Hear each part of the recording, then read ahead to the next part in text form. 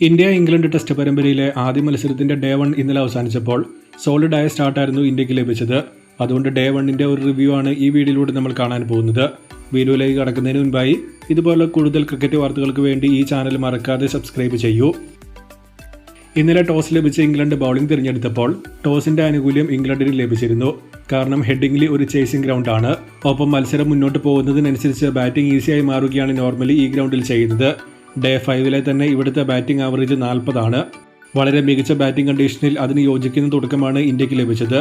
ജയ്സ്വാൾ, രാഹുൽ ജോഡി ശ്രദ്ധയോടെ new ball threat അകറ്റിയപ്പോൾ ആദ്യ വിക്കറ്റിൽ 91 റൺസ് ഇവർ കൂട്ടിച്ചേർത്തിരുന്നു. ലഞ്ചിന് തൊട്ടുമുന്നേ രാഹുലും അരങ്ങേറ്റക്കാരൻ സായി സുദർശനും ഔട്ടായത് ഇംഗ്ലണ്ടിനെ ചെറുതായ മത്സരത്തിലേക്ക് തിരികെ കൊണ്ടുവന്നിരുന്നു. എന്നാൽ ലഞ്ച് കഴിഞ്ഞ് ക്യാപ്റ്റൻ ഗിൽ പോസിറ്റീവായി ബാറ്റ് ചെയ്യാൻ തുടങ്ങിയതോടെ ഡേ 1 കംപ്ലീറ്റായി ഇന്ത്യ സ്വന്തമാക്കുകയാണ് ചെയ്തത്.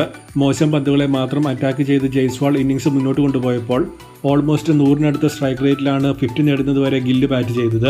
സെക്കൻഡ് സെഷനിൽ വിക്കറ്റ് നഷ്ടമില്ലാതെ ഇന്ത്യ 123 റൺസ് നേടിയപ്പോൾ ജയ്സ്വാൾ ഇംഗ്ലണ്ടിൽ അരങ്ങേറ്റ ടെസ്റ്റിൽ സെഞ്ചുറി നേടി തിളങ്ങി.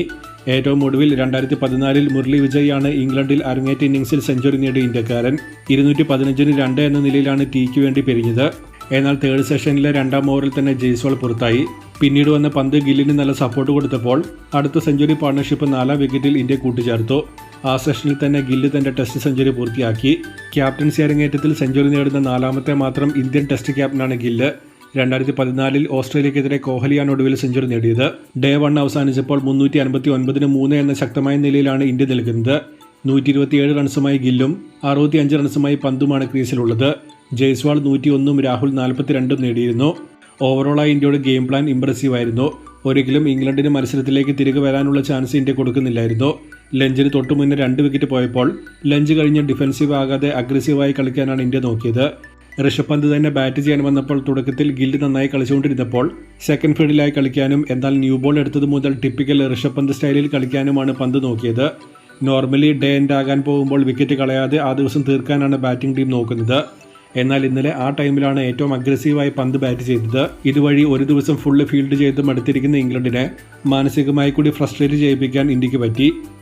ഇംഗ്ലണ്ടിനെ നോക്കിയാൽ ഇന്നലെ ബെൻ സ്റ്റോക്സ് ആണ് മെയിനായി പ്രോപ്പർ ലൈനും ലെങ്ത്തും കീപ്പ് ചെയ്ത ഒരേ ഒരു fast bowler. Chris Woakes, Josh Tongue, Brydon Carse എന്നിവർക്ക് പ്രോപ്പർ ലെങ്ത്ത് കീപ്പ് ചെയ്യാൻ പറ്റുന്നില്ലായിരുന്നു. ഫസ്റ്റ് സെഷൻ തന്നെ ഇതിന്റെ പെർഫെക്റ്റ് എക്സാമ്പിൾ ആയിരുന്നു. 17 ബൗണ്ടറി ആയിരുന്നു ആ ഒരു സെഷനിൽ മാത്രം ഇന്ത്യ അടിച്ചത്. അതെല്ലാം ഓവർ പിച്ച് പന്തുകൾ തന്നെയായിരുന്നു. ലെഫ്റ്റ് ഹാൻഡേഴ്സിനെതിരെ സ്റ്റോക്സ് എറിഞ്ഞ എൻഡിൽ നിന്ന് ഓഫ് ദ പിച്ച് ചെറിയ ഡീവിയേഷൻ കിട്ടുന്നുണ്ടായിരുന്നു. പക്ഷേ സ്റ്റോക്സ് അല്ലാതെ മറ്റാർക്കും ആ എൻഡിൽ നിന്ന് ഒന്നും കണ്ടെത്താൻ പറ്റുന്നില്ലായിരുന്നു. പിച്ചും 2 ടീമിന്റെ ബാറ്റിംഗ് അപ്രോച്ചും വെച്ച് ഒരു മികച്ച ടെസ്റ്റ് മത്സരം കണ്ടേക്കാൻ തന്നെയാണ് സാധ്യത.